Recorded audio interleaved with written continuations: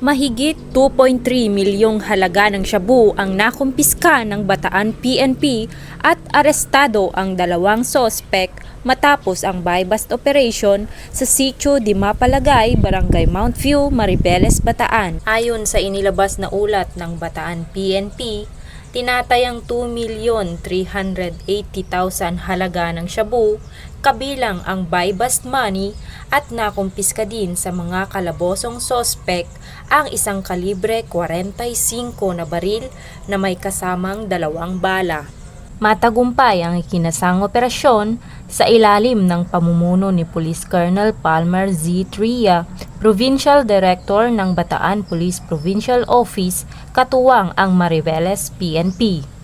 Dagdag pa dito, kabilang sa high-value individual ang dalawang sospek na kung saan kilalang aktibo sa pagbebenta at kalakalan sa ipinagbabawal na gamot. Dahil sa matagumpay na operasyon, kasalukuyang nasa kustodiya ng Maribeles PNP ang dalawang sospek para sa dokumentasyon at tamang disposisyon na kung saan nahaharap ang mga ito sa kasong paglabag sa RA 9165 o Comprehensive Dangerous Drugs Act of 2002 at RA 10591.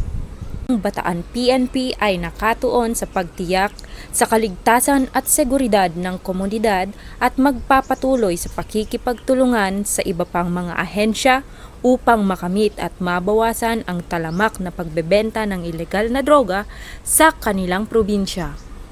Tiniyak ni Police Brigadier General Hidalgo sa publiko ang patuloy na pagbabantay at nangangako ng higit pang makabuluhang resulta sa pangangalaga sa ating mga kabataan at mga potensyal na biktima mula sa salot na pang-aabuso sa ilegal na droga. Mula dito sa gitnang Luzon, ako ang inyong PNN correspondent, Patrolwoman Nikki Lyra Barbero, alagad ng batas, tagataguyod ng Balitang Pulis.